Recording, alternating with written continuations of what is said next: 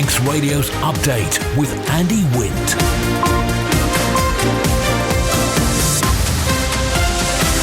Pastor Mai, good evening. It's 5:30. This is Update for Thursday, 6th of June, 2024 from Manx Radio. 30 minutes looking at the latest news on the Isle of Man. A background to that news with sport and business and travel updates and the newsmakers in person. This evening, D-Day 80th anniversary commemorations. Tonight, the steam packet's got record travellers. This TT, £700 fine for encroaching on closed roads. Cruise ship passengers saved by defibrillator. And the latest on today's TT action. Man Benham for all your business and legal needs. First of all, at 29 minutes ahead of 6 o'clock, the update news headlines. Faster My Siobhan Fletcher. Faster My. Updated schedules have been shared by TT organisers for tomorrow and Saturday, and it looks like the senior race on Saturday has been shortened from 6 laps to 4. Racing was called off for this evening due to wet roads following rain showers this afternoon. All roads around the TT course are now open, and those new schedules are available at our website. Meanwhile, the Isle of Man has been marking the 80th anniversary of D-Day. Tonight at 7 p.m, the bells of St George's Church will be rung to mark the anniversary. Further afield, world leaders including Volodymyr Zelensky, Joe Biden and Emmanuel Macron have joined Prince William at the final event to commemorate the D-Day landings. They've paid tribute to those who took part in the operation on the beaches of Normandy exactly 80 years ago today. The man behind the blue and black or white and gold dress has been jailed for assaulting and strangling his wife. Keir Johnson's been sentenced to 4.5 years in prison for the attack on his partner Grace. And Jack Grealish and Harry Maguire have been left out of the England squad for Euro 2024. The pair joined Tottenham's James Maddison and Liverpool's Curtis Jones in missing out. They're your headlines. News at 6. Secure tomorrow today with Man Benham's guidance on powers of attorney and more. Manx Radio Weather with Manx Glass and Glazing. Garamaya, thank you. Siobhan from the Ronaldsway Met Office. No wind warning in operation for the North Irish Sea. The current state of sea is slight, and the weather this evening dry with some bright, possibly sunny spells and occasional showers coming in on a moderate westerly, down to 9 degrees through the night. For Bank Holiday Friday, cloudy with showers first thing and a moderate to fresh southwesterly. Sunshine later and up to 15 degrees, then a lessening westerly and mostly dry overnight, 9 degrees. For Saturday, Josan, mostly dry with sunshine, isolated showers and a moderate west wind. Top temperature is 14 degrees.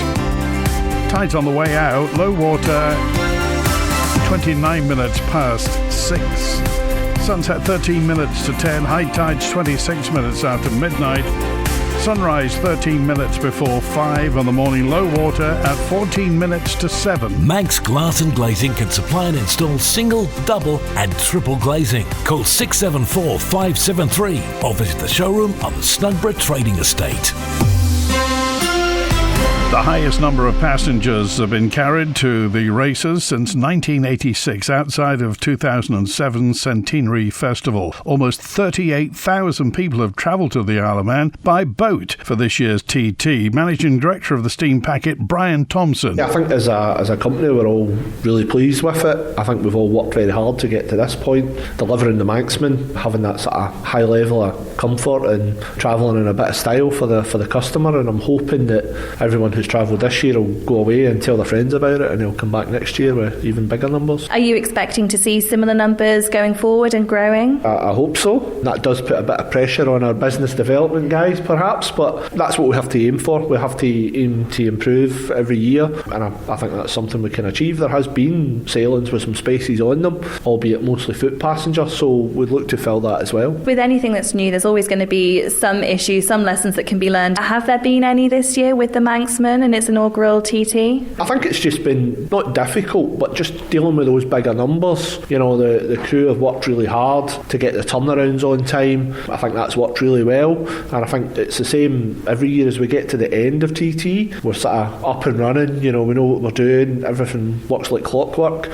So yeah, it's just a sort of continuous improvement is what we have to aim for. Looking ahead to next year, we'll then have the new Liverpool ferry terminal in operation, all going well as well. So are you expecting that to have an impact on the number of visitors coming here too? I would hope so. I think it should certainly improve the customer experience. You know, I think it was billed as a gateway to the island when it was first mooted. So hopefully that encourages people to come next year as well. There'll be further commemoration events taking place tonight to mark the 80th anniversary of the D-Day landings. The Allied invasion of France led to victory in Europe during World War II. And at 9:15 tonight, beacons will be lit at St Ninian's in Douglas and St John's. This morning, Lady Philippa Lorimer, Carl Underwood from the Douglas branch of the Royal British Legion, and Peter Marvin from Heroes on the Water met at a wreath-laying ceremony by the War Memorial on Douglas Promenade. Jumping off those landing crafts and finding yourself having to struggle ashore, and then all the nightmare that hit you on the shore, it must have been absolutely horrific. And, you know, because of their bravery, we're able to stand here on this lovely morning in the middle of TT and enjoy our lives. So, yeah, it was very moving. I love standing here on this War Memorial with the soldier looking towards the Isle of Man, and it's just very moving. And you think of our sons in the army, and you just think of all the people that you've known, and some of whom died, and it is very,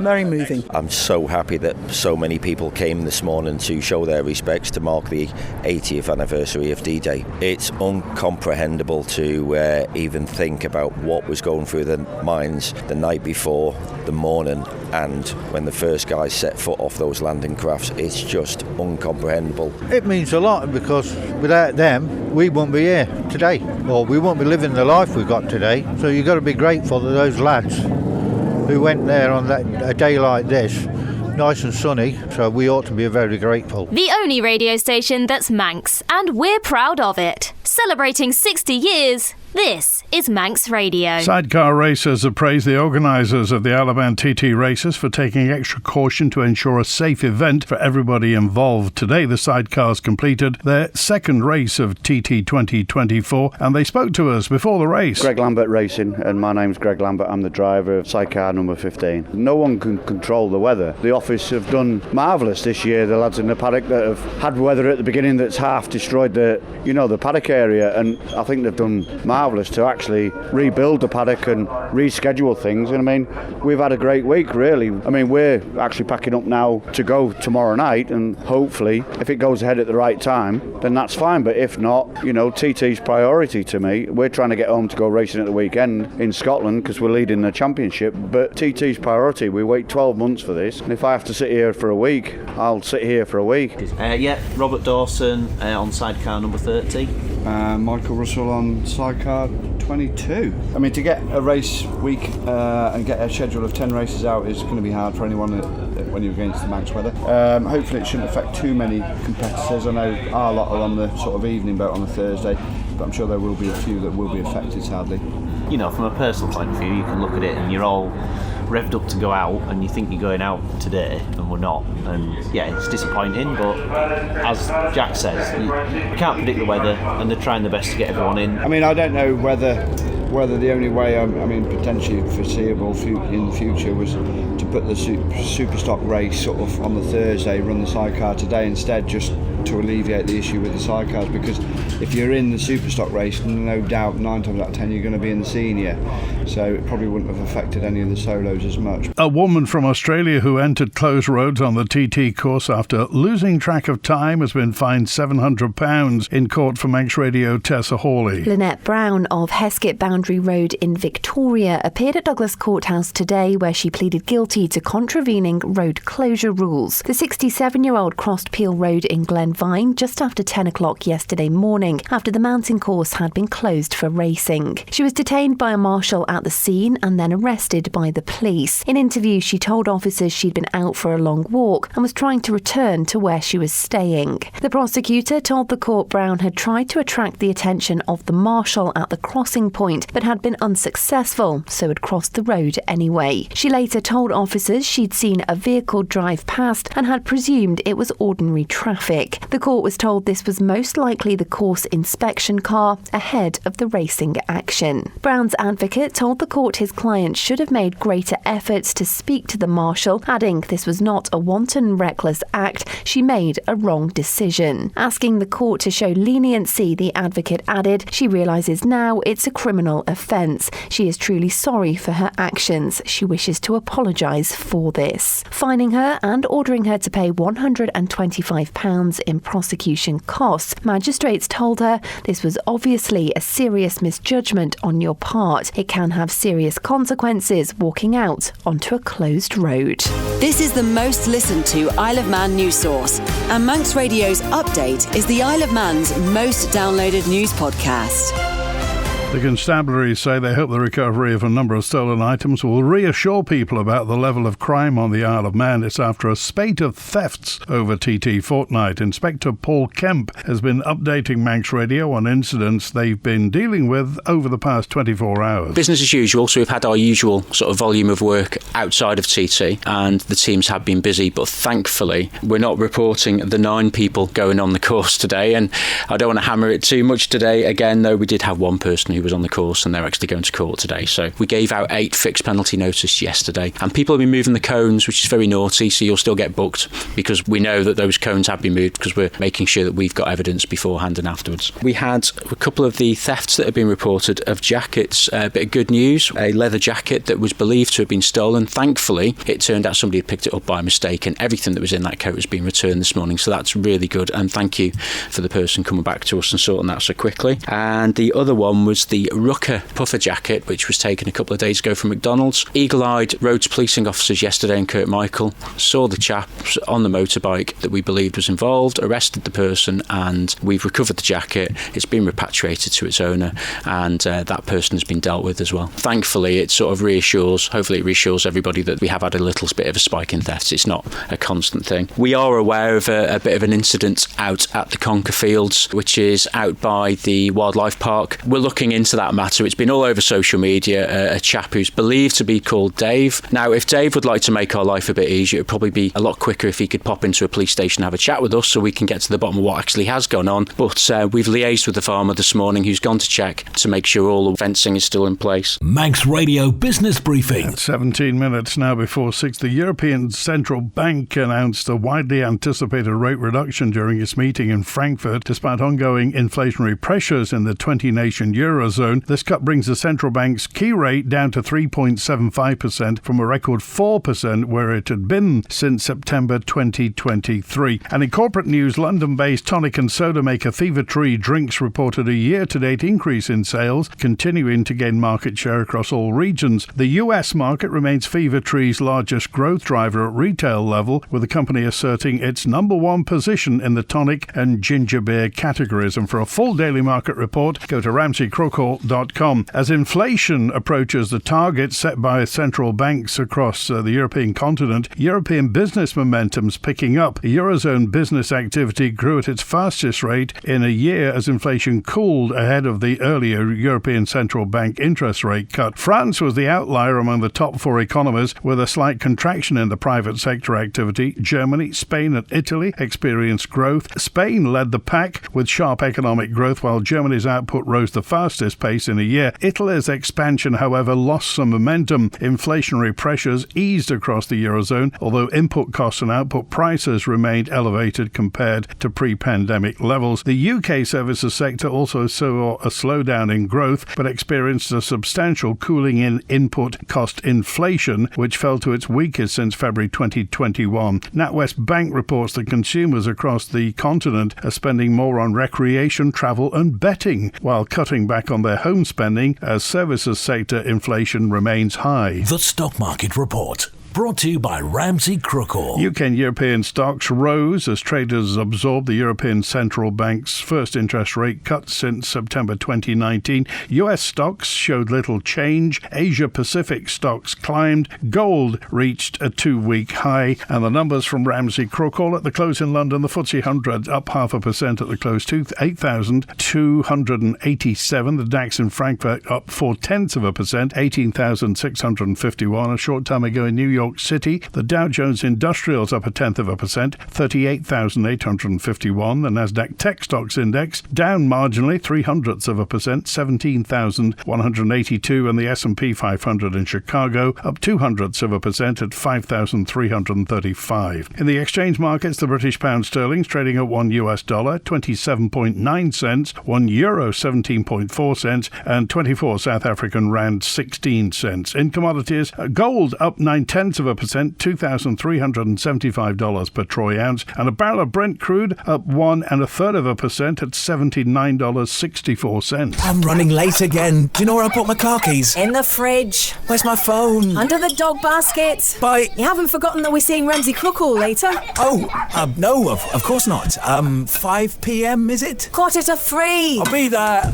Life is busy. That's why Ramsey Crookall's team takes time to help you make a mindful investment decision, considering all the options, giving you full control of your financial future. Less stress, more assurance. Forgot to put my shoes on. See how we can make your money work for you. Call 717171 or visit ramseycrookall.com. Licensed and regulated by the Isle of Man Financial Services Authority. 14 minutes before 6 on Manx Radio, live from Douglas in the Isle of Man. As more than 2,000 cruise ship passengers passed through the Isle of Man Sea Terminal on the 18th of May, one man, a German national, suffered a heart attack. But thanks to the calm and collected 18-year-old Welcome Centre employee, Gabrielle Corkish, who assisted with the use of a defibrillator supplied by Craig's Heartstrong Foundation, he survived and is now recovering in a hospital in England. She's been telling Manx Radio what happened. The cruise ship had 2,500 people on board, so you can imagine how busy the sea terminal was. People queuing through past the front of our shop and out the building and wrapping right round, actually. And obviously it was a very hot day as well. Lady come in, she said, how can I call an ambulance? And she said, I think my husband's having a heart attack. So I was, oh my goodness. So I called an ambulance. Luckily the shop was quite quiet at the time. We called, I passed the phone to the lady because obviously she knows a lot more than I did, so she spoke to the lady on the phone and the ambulance arrived quite quickly.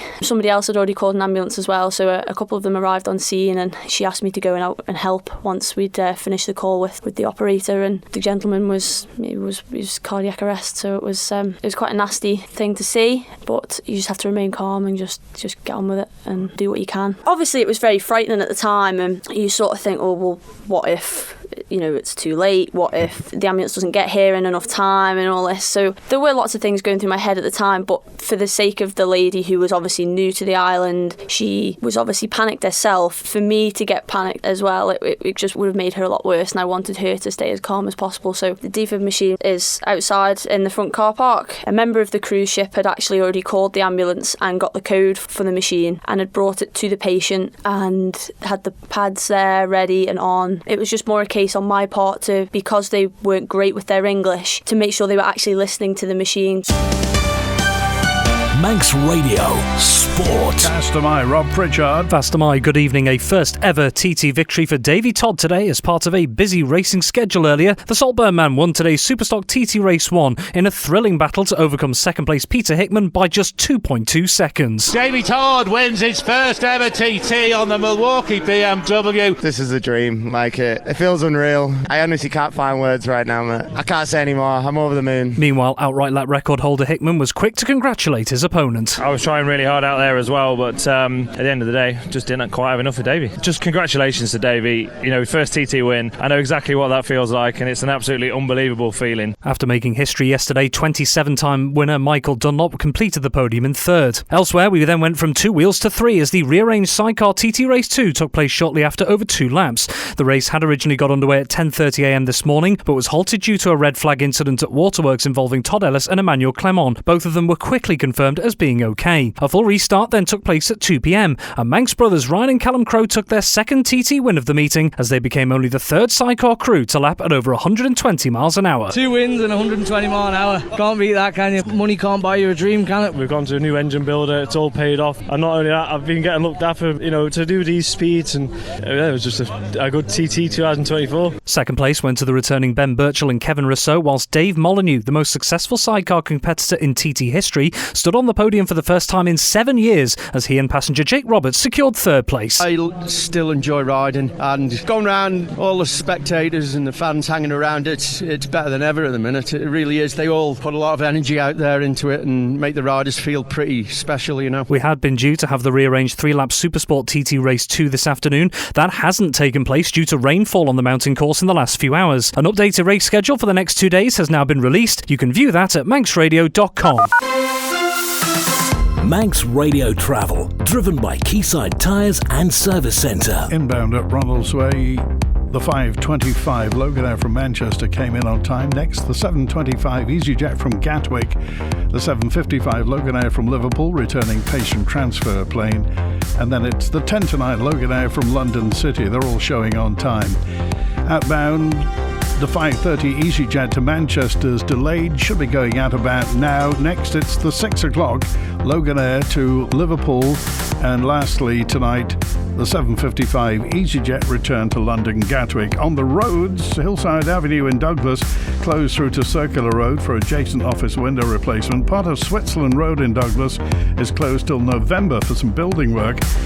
In Colby, water main work on Ballakill Ferrick Road with a phase closure. Phase closures on Starvey Road for water main work.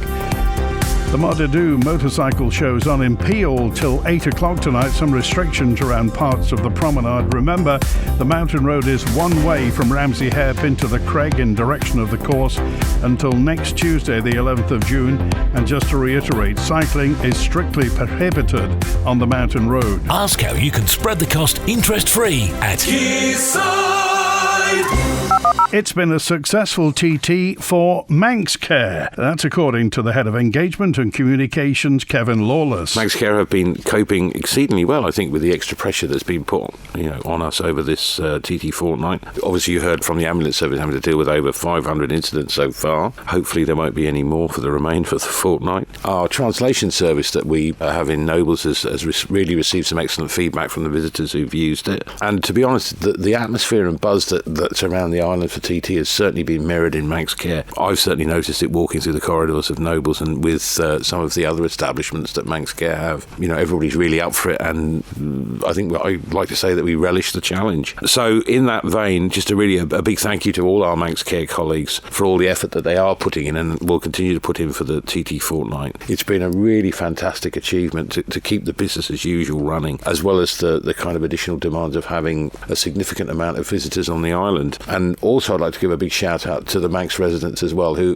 have really kind of taken on board a lot of our messages around where to seek help over this period. And finally, we've had an advert running on Radio TT for people to come and join us in Manx Care, and we've had, I think it's 4 or 5 inquiries from different specialities so far, which has been great. We're certainly following this up, and no doubt perhaps some of the visitors who are here or be listening will follow up after TT fortnight. So yeah, it's a good result for us so far. The Isle of Man in 30 minutes. Update on Manx Radio with Andy Wint. Claims parade laps are being given priority over the actual TT races have been quashed by the head of motorsport. Paul Phillips has been discussing the various changes that have been made to the schedule this week. I've read online that the organisation prioritises a parade lap or something over something else. That's never, in all, I've worked on 17 TTs and that's never ever been a conversation I've ever seen. Ultimately, we need to run the racing. The racing, it takes quite a long time. A 90-minute race is in effect 3 hours worth of build-up, race, breakdown and go again.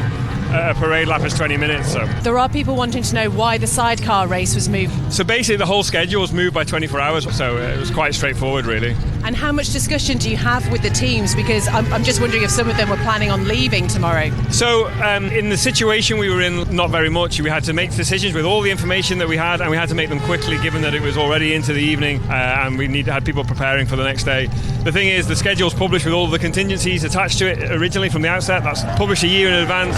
The rule book and the regulations is published 6 months in advance, and for over 100 years the TT schedule's been disrupted, and very often races have been moved into the next day. So it's really important that whether you're a competitor, or a fan or anything, that the schedule will always change. It's always changed in the past and it will always change in the future, and we do our best to explain that at the outset, manage that, communicate around that, but there are things that are beyond our control sometimes, in this case the weather. Manx Care's got a new pathway to deal with incidents inside the TT course during racing times after a Manx resident had to help his friend in cardiac arrest while waiting for emergency crews during the practice session last year. Sharing their experience, Dave McAllister and Paul Whitehead. Dave was working around the back of the house and it was probably the hottest day of the year, wasn't it? It was. I came back round the back and he was kind of lay flat down on his face. Well, first I thought that he'd just passed out because it was so hot, because we'd kind of put water by the side, hadn't we,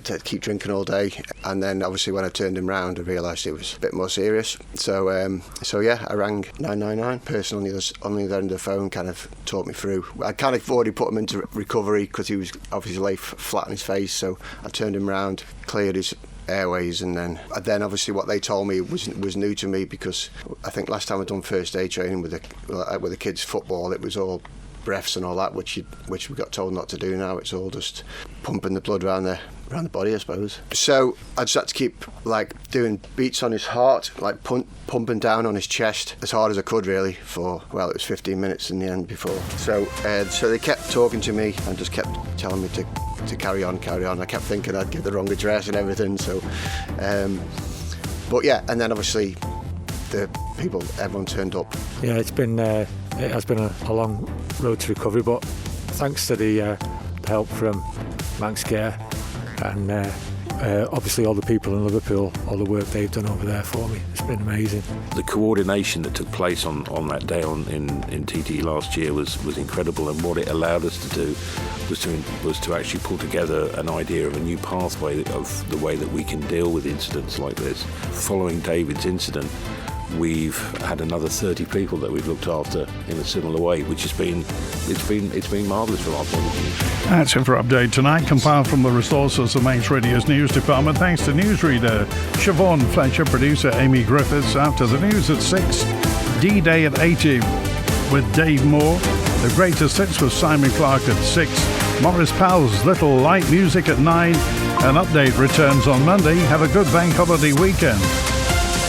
WINT